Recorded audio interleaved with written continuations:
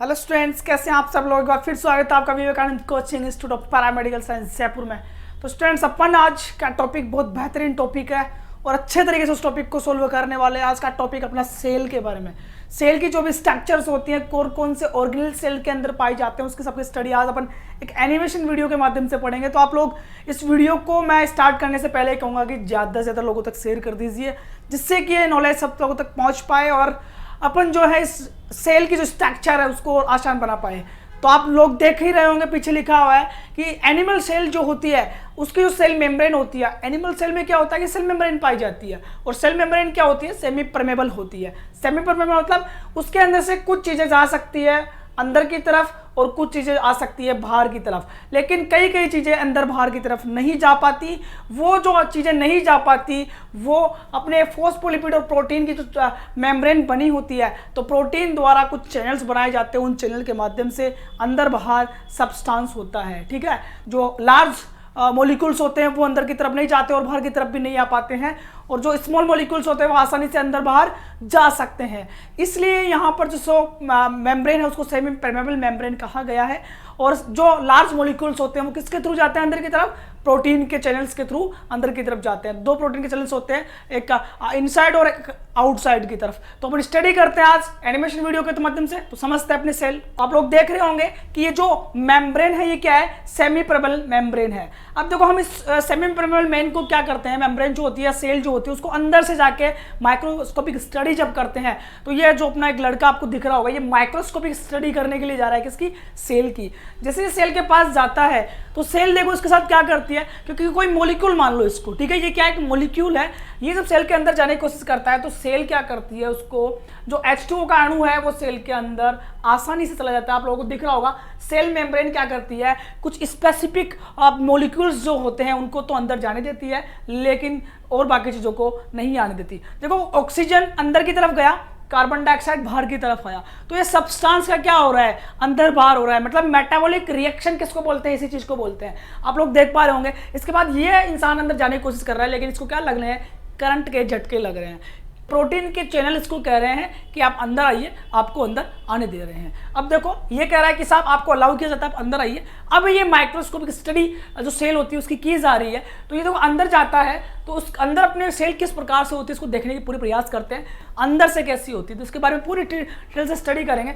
तो आप लोग देख पा रहे होंगे कि अपनी ये क्या है? सेल मेम्ब्रेन है, और इस सेल मेम्ब्रेन के अंदर छोटे छोटे ऑर्गन्स पाए जाते हैं, और इन ऑर्गन को छोटे ऑर्गन्स को क्या कहते हैं? अपन ऑर्गेनेल्स कहते हैं। तो सबसे पहला ऑर्गन अपना क्या होता है? न्यूक्लियस होता है। आप लोग देख पा रहे होंगे न्यूक्लियस अपना छोटा ऑर्गन है। फिर उसके बाद में आप लोगों को देख पा रहे होंगे माइटोकॉन्ड्रिया है। इसके बाद में कई चीजें आप लोगों को यहाँ पर देखने को मिल सकती है। एंडोप्लाज्मिक रेटिकुलम आपको दिख रहा होगा यहाँ पर।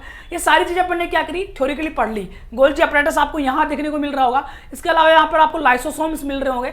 ये सारी चीजों के बारे में अपन ने डिटेल से स्टडी कर चुके हैं, और ये जो है अपनी सेल मेम्ब्रेन यहाँ से अपन स्टार्ट करते हैं और पूरी सेल की पूरी एक चीज को पढ़ने की कोशिश करते हैं। तो सबसे पहले अब देखो, ये जो इंसान है वो इस सेल मेम्ब्रेन के जब अंदर घुसा तो सेल की मेम्ब्रेन के अंदर एक फ्लूइड होता है, उसे क्या बोलते हैं अपन? साइटोप्लाज्म बोलते हैं। ये प्लाज्मा फ्लूइड होता है, और ये साइटो मतलब सेल और अंदर भरा हुआ है, तो साइटोप्लाज्म हो गया। साइटोप्लाज्म क्या होता है? जेल की तरह होता है, और जेल में क्या होता है? थोड़ा चिपचिपापन होता है, तो ये तो आगे नहीं बढ़ पा रहा है। अब यहाँ पर अपने कौन बैठे हुए हैं? न्यूक्लियस बैठे हुए हैं। न्यूक्लियस उसको क्या करते हैं? हाई करते हैं। देखो, हाई करेंगे। अभी न्यूक्लियस है, सेल के अंदर जो है छोटे ऑर्गन्स होते हैं, उन छोटे ऑर्गन्स को अपन क्या बोलते हैं? ऑर्गेनेल्स बोलते हैं। साइटोप्लाज्म के अंदर ऑर्गेनेल्स धसे हुए होते हैं, या साइटोप्लाज्म के अंदर ऑर्गेनेल्स पाए जाते हैं। तो ये ऑर्गेनेल्स आपको दिख रहे होंगे, ये सारे ऑर्गेनेल्स प्रकार से होते हैं। ये देखो, न्यूक्लियस कह रहा है हेलो वेलकम माय फ्रेंड, तो ये कह रहा है हेलो, आपका स्वागत है हमारे इस सेल मेम्ब्रेन के अंदर। ये कह रहा है देखो आपको पास मिल गया है, मैं मिस्टर न्यूक्लियस हूँ, मेरा नाम न्यूक्लियस है। ठीक है, तो आप लोगों को इस सेल जो है इसको और आसान बनाने के लिए हमने ऐसे एनिमेशन वीडियो तैयार किए हैं, तो आप लोग देखते जाइए। ये न्यूक्लियस कह रहा है कि मेरे अंदर क्या क्या चीज़ें होती है। माय नेम इज न्यूक्लियस, मेरा नाम क्या है? न्यूक्लियस है। और इस न्यूक्लियस ने क्या कहा? गिटार बजाना स्टार्ट किया और उसका स्वागत करना स्टार्ट किया। ठीक है, तो ये न्यूक्लियस क्या करता है? अपने सेल के जो भी फंक्शंस होते हैं, अपनी सेल जो भी कार्य करती है, उन सेल के फंक्शन को कंट्रोल करने का काम कौन करता है? अपना न्यूक्लियस करता है। तो ये चीज़ आपकी समझ में आ गई कि ये बिल्कुल बीच में पाया जाता है, और कई सेल ऐसी होती है जिसमें न्यूक्लियस नहीं पाया जाता, और जिन चीज़ों में या जिन सेल्स के अंदर न्यूक्लियस नहीं पाया जाता उन सेल की जो लाइफ स्पेन होती है वो कम होती है। ये आप लोगों को न्यूक्लियस के बारे में स्टडी करने को मिल चुकी। हमें पता लगा कि न्यूक्लियस कैसा होता है, इंसान को पता लग गया कि न्यूक्लियस किस प्रकार से होता है। ठीक है, अब आगे बढ़ते हैं और आगे देखते हैं ये क्या है, माइटोकॉन्ड्रिया। माइटोकॉन्ड्रिया क्या करते हैं भाई, माइटोकॉन्ड्रिया अपनी बॉडी में एटीपी जो होती है, एनर्जी अपन को मिलती है, वो कहाँ से मिलती है, माइटोकॉन्ड्रिया से मिलती है। और माइटोकॉन्ड्रिया क्या होते हैं, अपनी बॉडी के क्या होते हैं, पावर हाउस होते हैं। पावर हाउस का मतलब यहाँ पर क्या मिलती है, अपनी बॉडी को सेलुलर रेस्पिरेशन मिलती है। बॉडी या सेल जो भी होती है वो सेल रेस्पिरेशन का मतलब ऑक्सीजन का लेना, कार्बन डाइऑक्साइड का देना, ये सारी कहाँ पे करती है। और अपनी सेल को पावर हाउस को कहा जाता है क्योंकि ये क्या करता है, एनर्जी रिलीज करने का काम करता है। किसके रूप में, एटीपी के रूप में। ठीक है, तो अपना ऑक्सीजन की प्रेजेंस में ये एटीपी बनाता है और ये एनर्जी रिलीज करने का काम करता है। और एटीपी देखो इस प्रकार से अपनी बॉडी को मिलती है, और एटीपी किसके फॉर्म में मिलती है, एनर्जी के फॉर्म में। देखो ये इसको हाथ लगा के चलेगी एटीपी। अब मतलब क्या हुआ कि ये जो है फंक्शनिंग और growth and maintenance of the body, ATP को किसकी जरूरत होती है, एटीपी किसकी आवश्यकता पूरी करती है, अपनी बॉडी के जो फंक्शंस होते हैं, मेंटेनेंस होता है, या बॉडी की जो ग्रोथ होती है उसको एनर्जी देकर ये सारे काम अपना एटीपी करने का काम करता है। फिर अपन आगे चलते हैं और देखते हैं, let us now study about the endoplasmic reticulum.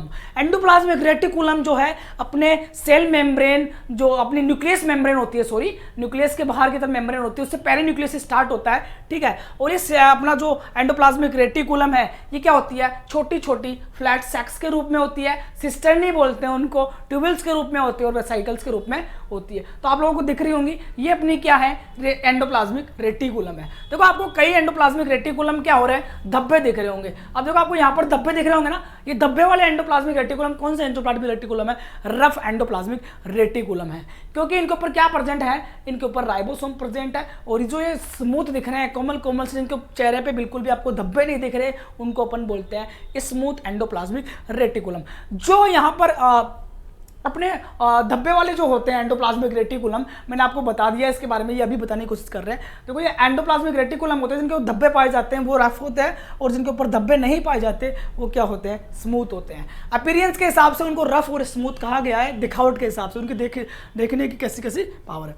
Endoplasmic reticulum, अब ये धब्बे जो होते हैं ये किस चीज़ के धब्बे होते हैं, ये धब्बे जो होते हैं ये राइबोसोम होते हैं। ये राइबोसोम जब प्रेजेंट होते हैं, ठीक है, तो एंडोप्लाज्मिक रेटिकुलम जो होता है वो किस में फंक्शन करता है, लिपिड की फॉर्मेशन में। लिपिड का सिंथेसिस कहाँ होता है, अपने स्मूथ एंडोप्लाज्मिक रेटिकुलम में होता है। इसके साथ साथ वह स्टेरॉइड हार्मोन का भी फॉर्मेशन करता है, और अपने जो ग्लाइकोजन होता है वहाँ का फॉर्मेशन भी कौन करता है, अपना एंडोप्लाज्मिक रेटिकुलम। लाइसोसोम जो होता है उसको फंक्शनिंग देने का काम भी कौन करता है, अपना smooth endoplasmic reticulum. Rough endoplasmic reticulum पे क्या पाए जाते हैं, अपने एंडोप्लाज्मिक पर राइबोसोम पाए जाते हैं। और राइबोसोम किसका सिंथेसिस करते हैं, प्रोटीन का सिंथेसिस करते हैं। और राइबोसोम कहां बनते हैं, न्यूक्लियोल्स में बनते हैं। न्यूक्लियोल्स कहां होता है, न्यूक्लियस के अंदर होता है, और वहां पे कोई भी न्यूक्लियस के अंदर एक और यूनिट होती है जिसको न्यूक्लियोल्स बोला गया है, और न्यूक्लियस की कोई अभी लेयर या मेम्ब्रेन नहीं होती, और वहां पर क्या बनते हैं, अपने राइबोसोम बनते हैं। और राइबोसोम को क्या कहा गया है, प्रोटीन की फैक्ट्री कहा गया है। ये प्रोटीन का निर्माण करते हैं। राइबोसोम किसका निर्माण करते हैं, प्रोटीन का निर्माण करते हैं। और राइबोसोम किसके ऊपर चिपे होते हैं, अपने न्यूक्लियर मेम्ब्रेन पे चिपके होते हैं, और न्यूक्लियर मेम्ब्रेन के साथ साथ किस पे चिपके हुए होते हैं, अपने रफ एंडोप्लाज्मिक रेटिकुलम पे चिपके हुए होते हैं। रफ एंडोप्लाज्मिक रेटिकुलम पे चिपके होते हैं, तो रफ एंडोप्लाज्मिक रेटिकुलम किसका निर्माण करता है, अपने प्रोटीन का सिंथेसिस करता है। अब ये जो रफ एंडोप्लाज्मिक रेटिकुलम होता है ये क्या होता है, आगे जाके इसकी जो लास्ट वाली मेम्ब्रेन होती है उससे ब्रस्ट हो जाता है। ब्रस्ट मतलब उससे टूट जाता है, साइड में हो जाता है, पिंच ऑफ हो जाता है। ठीक है, ब्रस्ट स्ट्रक्चर बनाता है और पिंच ऑफ होकर वेसाइकल्स नाम का बनाता है। ठीक है, और ये वेसाइकल्स कहाँ जाते हैं, अपने गोल्जी बॉडी के पास। गोल्जी बॉडी को क्या कहा गया है, सेल का पोस्टमैन कहा गया है, क्योंकि पोस्टमैन की तरह कार्य करता है, इसलिए इसको क्या कहा गया, पोस्टमैन कहा गया। अब देखो ये क्या होता है, जो भी अपने वेसाइकल्स आते हैं प्रोटीन वाले, उनको क्या करता है, सिस फेस, इसमें दो फेस होते हैं, सिस फेस और अपना ट्रांसफेस। सिस फेस से उस प्रोटीन को लेता है, कहाँ से? एंडोप्लाज्मिक रेटिकुलम से जो प्रोटीन आया उसको लेता है, उस प्रोटीन को मॉडिफाई करता है, उस प्रोटीन को मॉडिफाई करने के बाद उसको क्या करता है? पैकेट में पैक करता है। पैकेट में पैक करने के बाद उसको ट्रांसपोर्ट कहाँ करता है? जहां पर इसकी जरूरत होती है वहां पर इसको ट्रांसपोर्ट करने का काम कौन करता है?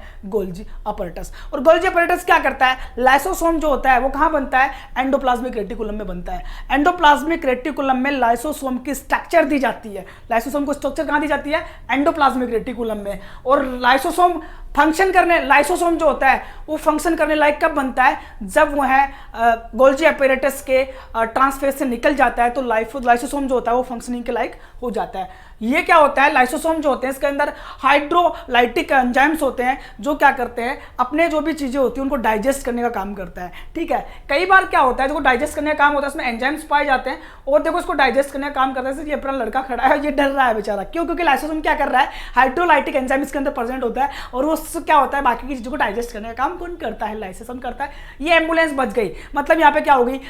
खतरे की घंटी बज चुकी है। लाइसोसोम क्या हो गया है? अब लाइसोसोम फूटने वाला है, मतलब ब्रस्ट होने वाला है, टूटने वाला है। जब लाइसोसोम टूटेगा तो उसके अंदर एंजाइम्स पाए जाते हैं, हाइड्रोलाइटिक एंजाइम्स। और हाइड्रोलाइटिक एंजाइम्स पाए जाते हैं तो हाइड्रोलाइटिक एंजाइम अगर पूरी सेल के अंदर फैल जाएंगे तो पूरी सेल को भी क्या कर देंगे? डाइजेस्ट कर देंगे। इसलिए लाइसोसोम को क्या कहा गया है? सेल का सुसाइडल बेग भी कहा गया है। सेल का सुसाइडल बेग किसको कहा गया है? लाइसोसोम को कहा गया है। और ये लाइसोसोम को धीरे धीरे लाइसोसोम क्या करता है? जब ब्रस्ट हो जाता है तो उसके अंदर जो एंजाइम प्रेजेंट होते हैं, हाइड्रोलाइज एंजाइम प्रेजेंट होते हैं। ये हाइड्रोलाइटिक एंजाइम्स क्या करते हैं स्टूडेंट्स? ये हाइड्रोलाइटिक एंजाइम्स क्या कर देते हैं?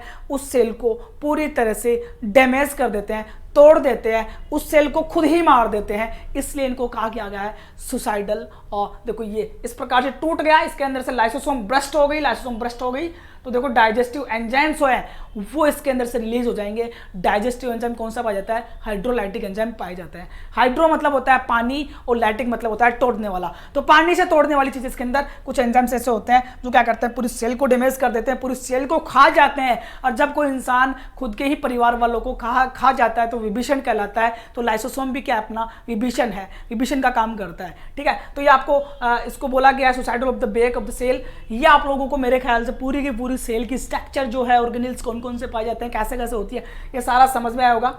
उम्मीद करता हूं आप लोगों को बेहतर तरीके से समझ में आया होगा।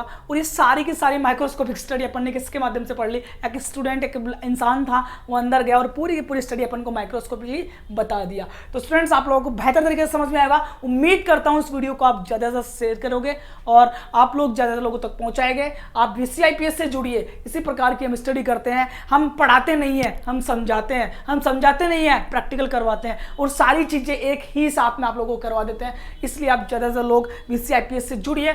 VCIPS आप लोगों के लिए, हमारे पैरामेडिकल को एक असीम ऊंचाई दिलाने के लिए आप लोगों के एक प्रसाधन है, एक संसाधन आप लोगों के लिए खड़ा किया गया है। और हमारा उद्देश्य यही है कि पैरामेडिकल जो है एक अच्छी ऊंचाइयों को छुए। ठीक है, धन्यवाद स्टूडेंट्स, आप लोग इसी प्रकार हमसे जुड़े रहें। बहुत बहुत धन्यवाद।